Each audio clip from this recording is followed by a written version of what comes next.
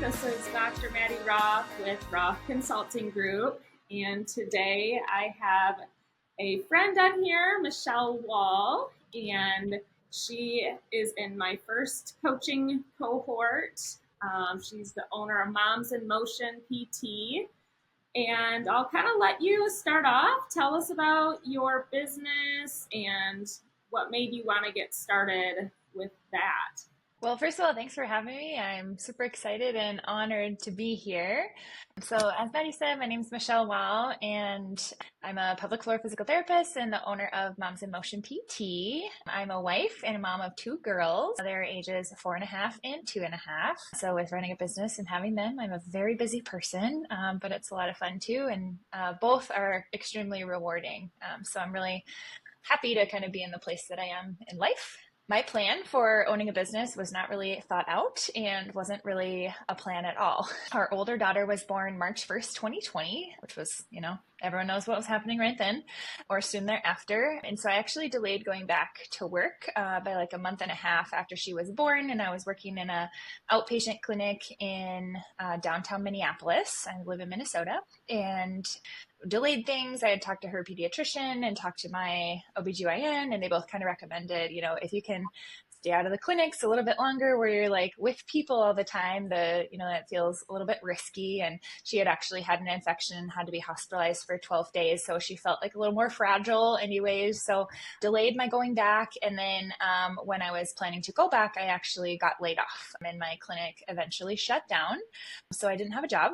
And at that point, I was really enjoying being home with my daughter and couldn't really imagine going back to a full-time job. So I just kind of got to thinking what would allow me to spend time with her, but also make some money and more than like cover the cost of childcare. Childcare is so expensive. It wouldn't really make sense to just work a part-time job where I wasn't making much or like barely covering it. Then I'm like, why wouldn't I just stay home with her then? But I really wanted to use my hard-earned skills that, I went to school for a long time to become a physical therapist and really love being a physical therapist. And so I wasn't really ready to hang that up after, I hadn't been in my career very long. So I took a leap and started out on my own. And at first, I didn't really know what I was doing, but with a lot of guidance and several coaches along the way, I kind of got my footing, and here we are. So we're going. I guess I forgot to say too, Moms in Motion PT is a mobile clinic. So we do all of our treatments in our patients' homes around the Twin Cities. And if people are too far outside of our radius, we do offer virtual services as well. So that was one of the things when I was deciding if you were going to be in our cohort or not. I was like, I'm not taking any mobile practices. I was like, no. But then I got to know Michelle, and you'll get to know her on this podcast episode. And I'm like, oh, I have to have this girl in this group. Like, you're so motivated and have a really strong faith. And I just thought that was so cool. So yeah. So when you were working at that other practice, were you doing pelvic health there, or when did you get into pelvic?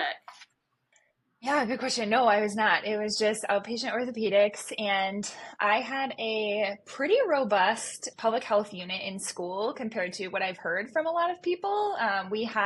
She was a private practice owner who came in as an adjunct professor to teach our stuff. And so I feel like we just had a little bit different take on it. And I was really interested in pelvic in school. I was like, oh, that's so cool. But not really for me. But then after my daughter was born, I was like, okay, I'm gonna, get back into exercise. I lift weights, I'm a runner. And I was like, okay, I know the principles of rehab because I'm a physical therapist, and kind of thought that like I knew some stuff. And I was like, oh man, this is a lot harder than I expected. And my body is just so different. And I felt like if I'm feeling lost and don't know what to do, like I can't imagine like the average woman who doesn't have physical therapy school behind her and just feeling so lost. And so that's kind of what got me into the pelvic realm. And of course, like at that time, I was planning to go back to my outpatient job. So I wasn't really thinking like, oh, I want to switch. But then when I lost my job, I was kind of like, okay, fresh slate. And actually in January, so I started kind of getting things going with my business in late 2020. And then in the beginning of 2021, I started seeing patients. But in the meantime, early January, I actually had a miscarriage. And it was actually my experience with the medical system that really like pushed me into pelvic health. And when I tell this story every time, I'm like, oh, I feel so kind of dumb saying this because I know the medical system that we live in today, and I know that it's not great. We've got a lot of issues with it. So I don't really know what I expected, but I didn't have any follow up with my provider. I was actually out of state when it happened. And so my communication was all through my chart. And it was like through a nurse who relayed information from my doctor saying, it's probably nothing you did. Wait a couple cycles before trying again.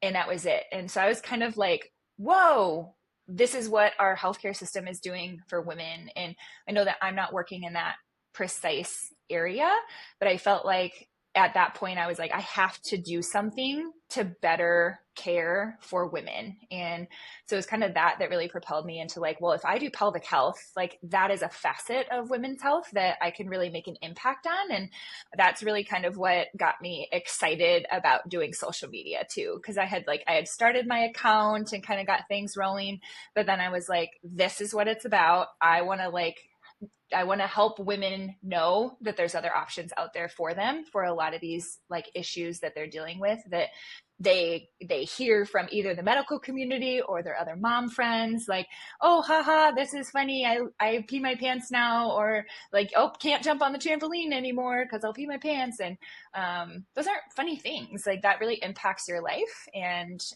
so that just got me really passionate about educating women through social media and some other means, as well as taking care of moms with my practice.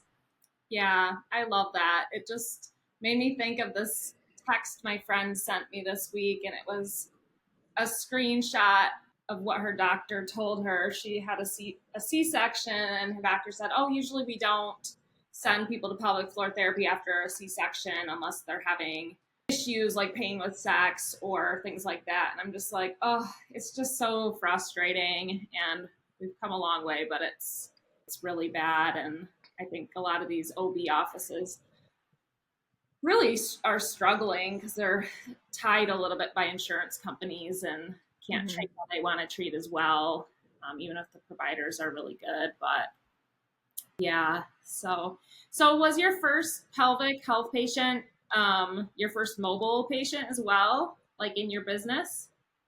No, I had kind of started marketing myself and had a website and everything before I was really like full on pelvic health. And so I think my first patient was just like, it was a hip patient. And then I think an ankle one was my second. So just a little bit orthopedic there. Yeah. Then once I kind of started changing my messaging, the pelvic patients started kind of rolling in. Mm-hmm. Yeah, that's kind of how it was for me too. Ortho background, and then took Carmen Wallace, and my first pelvic health patient was basically like my first patient in my business. And it was like, yeah, I can treat your leakage. Yeah. Sure.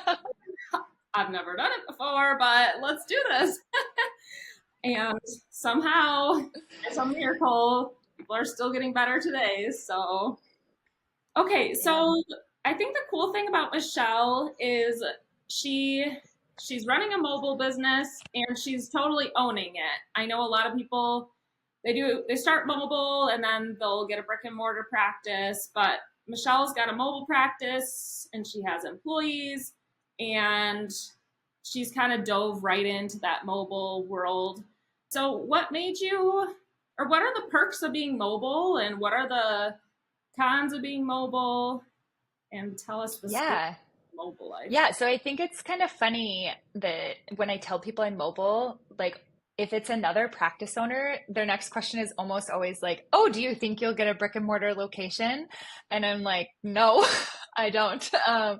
And so it feels like it's a lot of people like start mobile because it's less of a risk, and it is because you're not having to pay rent, so there's a lot less overhead. And it actually worked out really nicely for me to start that way because, like I said, I started like right in the middle of the pandemic. And so I didn't like know the first thing about renting a space. I didn't like know of anyone. I didn't even know who to ask about that. And so it wasn't really on my radar to like get a space at that point. But actually starting out mobile at that point in time worked out really nicely because a lot of the clinics around me, which is why I lost my job in the first place, like patients weren't coming in anymore, whether that was because they're not going to their jobs, so it just wasn't convenient or whatever. I felt like that would have been weird to like lose my job at a clinic and all these clinics are laying off people around me and then be like, I'm going to start a clinic.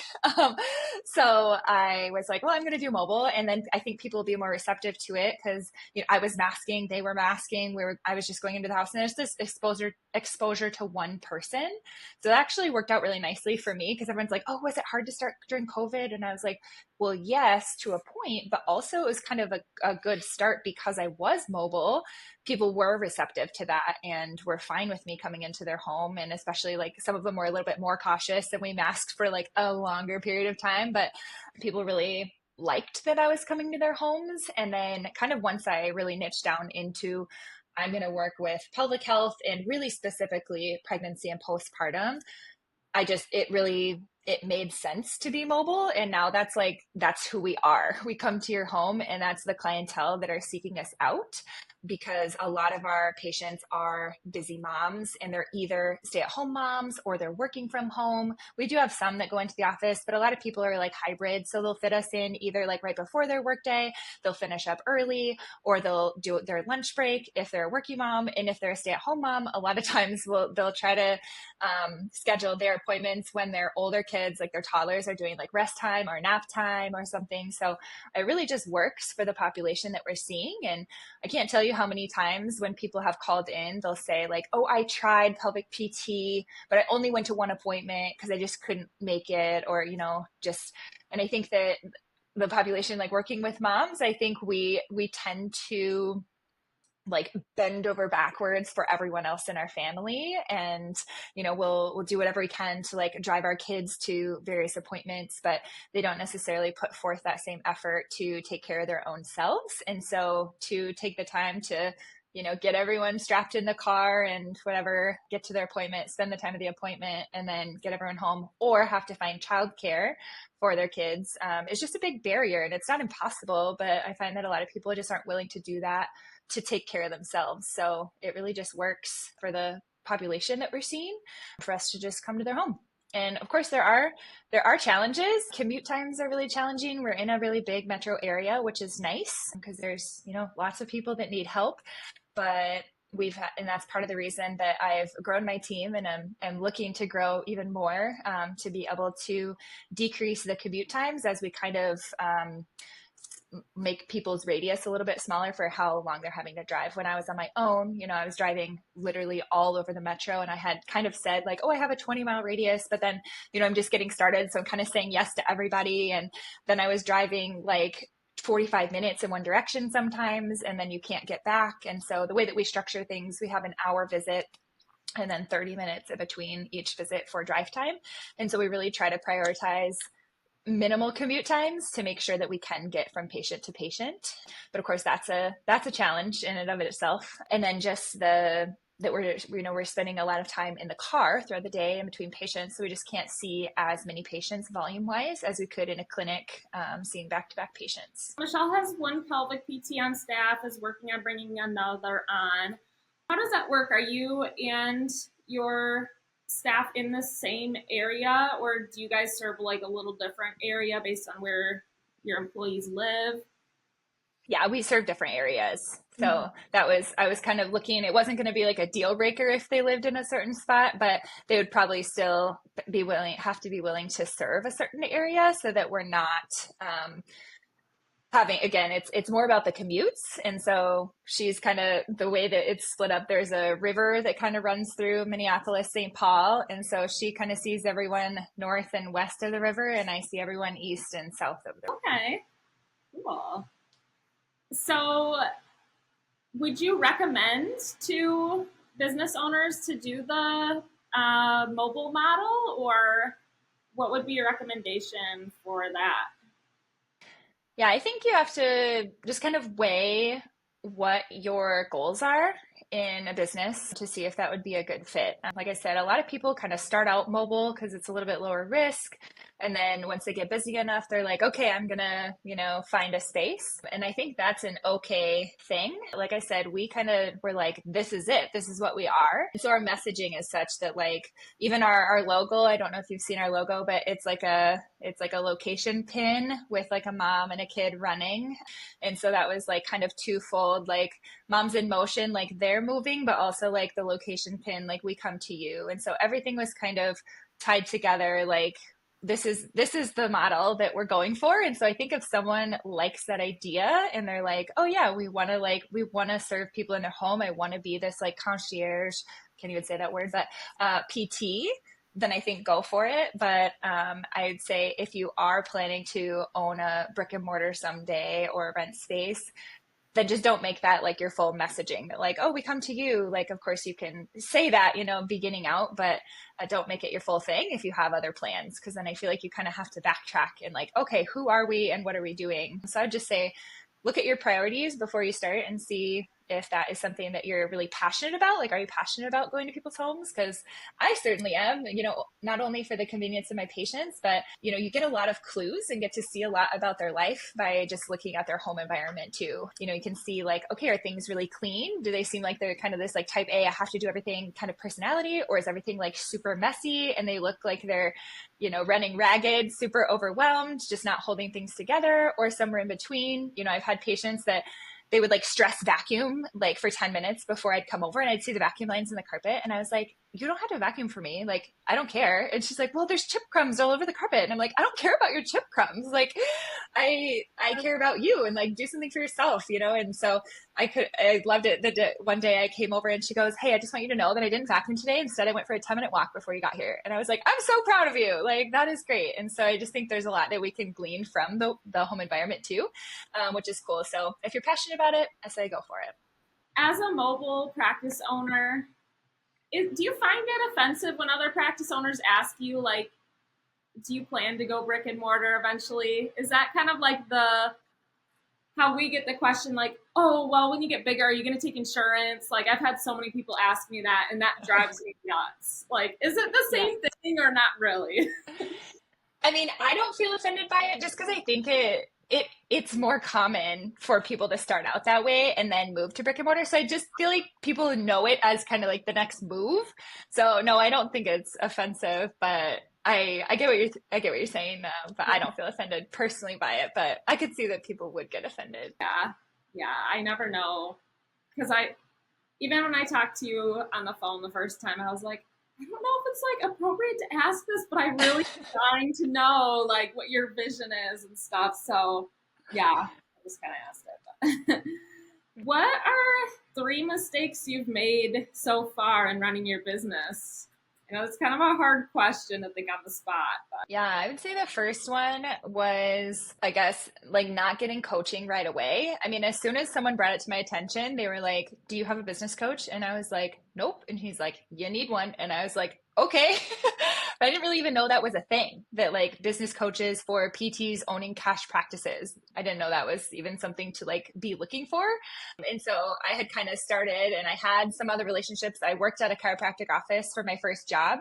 And a lot of the chiropractors who worked there it was kind of a teaching model. And so they had a lot of them gone out on their own and started their own clinics. So I was like, okay, I'm going to network with them and I'll get this going.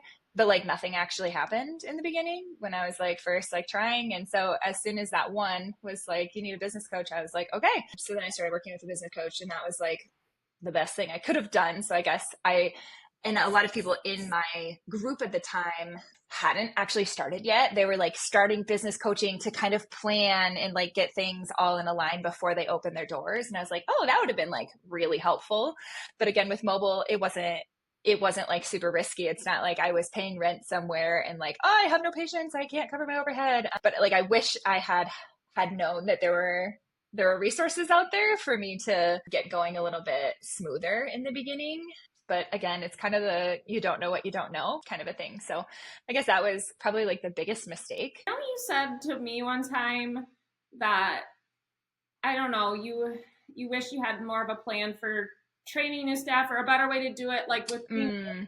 That's like kind of the tricky part too with staff. Like you can't be there every second to ask like a quick question, and I don't know. Yes, no, that's a great point. Yes, I would say that again, you're kind of figuring it out as you go when you're like doing a new thing each step of the way in business. And so that is something that I plan to do very different this next time around with hiring is training the staff and just clearly laying out expectations ahead of time. And I'm building in one-on-one time with me for new staff members, including my patient care coordinator who I just hired, because I think that with mobile and having staff, it can feel like, okay, we're all just kind of doing our own thing, but we're not really part of a team. And I really want that like team culture. And I want people to feel like they're part of a team and not like they're kind of out isolated doing their own thing. And so that's something that I'm building in for future staff is to have a little bit more mentorship time and more just staff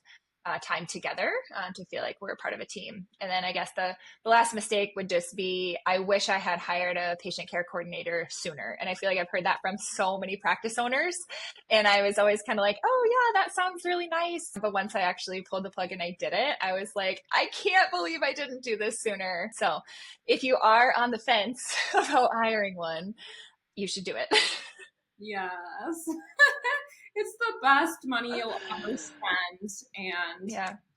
I mean, the people we hire are, at least as far as I know, they're really happy to have a job like this. And I'm just so happy to not have to deal with the phones. Like, it's just amazing. So, and I know a Yeah. lot of practice owners, like, I mean, the hardest part, I think, when I was first starting is like having those conversations on the phone and like stating my pricing and stuff. And it feels, I think, more intense when you're the one that's deciding what the prices are. Whereas like staff, it's like, this is what it always has been. Like, I don't know anything different. This is what it is. Like, it wasn't my decision. So I think it's just sometimes easier for a staff member to have those conversations in a way. Um, Yeah. And I think it's good to like have reps on the phone so that you know what it feels like to talk to patients and you kind of heard maybe some of the objections or different things that patients are saying on the phone so you can give good advice. So I do think it's valuable to have answered the phones. That's definitely something that I'm glad to like have off of my plate. mhm. Yeah. Yeah. It's super helpful. So, man, my brain is going in a million directions, but yeah, I think it's just really cool that your inception, is that the word, inception of your business was like kind of your kids in a way, like really drove that. And I think a lot of us are in the same boat where like my son, he's my motivation behind my business too, and why I got into public health. And I don't know, it's just kind of fun to see that and really motivating. Like every day you're working hard for your kids and stuff. But yeah, Michelle just told me she's going to be homeschooling her kids. So you're busy. Like what's your week like these days? I know you see some patients and you have your kids at home. Yeah, so it looks a little bit different week to week, but we are in a homeschool co-op and that meets every other Monday. So usually Mondays are either co-op or I'm just home with my kids. I treat patients 2 days a week. So I'm seeing patients on Tuesdays and Thursdays. So that looks like driving a lot and meeting patients in their homes, and then Wednesdays and Fridays I'm also home with my kids, and so a lot of times I'm either like working like in the middle of things or they do a rest time and nap time every day. So I'm usually working during those times and then night times after they go to bed, also working a ton. So hoping that with a few additional team members that I can back out of treatment a little bit just so that I can be working more on a lot of those business things that I'm doing after bedtime and kind of move those to the daytime when I was having my treating hours, so I can get a little bit of my life back. Mm-hmm. And going back to staffing again, I was going to ask, when you train your staff or you meet with them, do they come to your house then, or do you do it on Zoom or what? We've done a little bit of everything. In the beginning, some of the training we did at my house, and then Our team meetings are usually at a public library, and try to do that kind of partway between where we live. And then we've had some Zoom meetings as well. I usually meet with my patient care coordinator via Zoom because we have a weekly call and we live like an hour apart. So, yeah, but the public libraries have come in clutch for us to, you can rent a room, um, and so we kind of have our own little space to do that. Nice. Yeah. So, what do you think the future of your business is, or what are your goals? Um, yeah, I know your kids are kind of first, you've told me, and things like that. But yeah, what's your vision for the next couple of years as you can see it right now? Yeah. So like I said, I'd like to cut back a little bit on patient caseload and just kind of stop taking any new patients and kind of finish out ones, or I kind of have my classics that I see like periodically and I would still continue to see them. But hopefully have a little bit more time to do some networking and working on just marketing and that kind of thing, as well as cultivating my team. And so I do plan to have a 2 hour meeting one on one with each staff person each week so that they, again, can get that mentorship. The people that I'm looking at hiring, I'm in the middle of interviews right now, don't have any pelvic experience. And so they are kind of coming in ground zero and will need kind of a big chunk of mentorship and just training at the beginning. And so hoping to get them kind of up and running in the next few months. And then I, like I said, we have the metro kind of split up right now. And so depending on if we get busier, I'd be interested in hiring even another person to just, again, decrease the commute times a little bit and kind of split up each person's radius. But I would love to have like coverage of every kind of corner of the actual metro. You know, we have like some like outlying suburbs that sometimes we'll get a call from, but like the main like ring of the Twin Cities, I would really love to have a practitioner available because we get calls from those areas and I usually am Googling trying to find them a clinic that's close to them because we don't travel in certain areas right now. And I really would love to have someone who could cover those areas. So that's kind of my vision is to have coverage in the Twin Cities so that I know that there is an in-home option for women in kind of each of those suburb areas. How do you like to market your business? Like I said, I have some fun with social media. I like to be on social media. And that at the beginning, a friend had told me who has done like a little bit of marketing work. He was like, don't plan to get any actual like business from your social media. Think of it as your like working bio. And so it was really helpful for me as I was getting started because I was like, oh, I'm getting like 2 likes on things and, you know, and no one's seeing my stuff. But then it did grow, and we have actually had more than a handful of people say that that's where they found us, whether or not that was like actually their first contact point or if they like just saw something and then they saw us again on social media and so they wrote that down. But it's fun that like people are actually finding us on there. And then of course with Facebook ads of this program that we're doing, people are really finding us on social media and probably clicking over and looking at our pages. And then practitioner relationships have been really huge for me.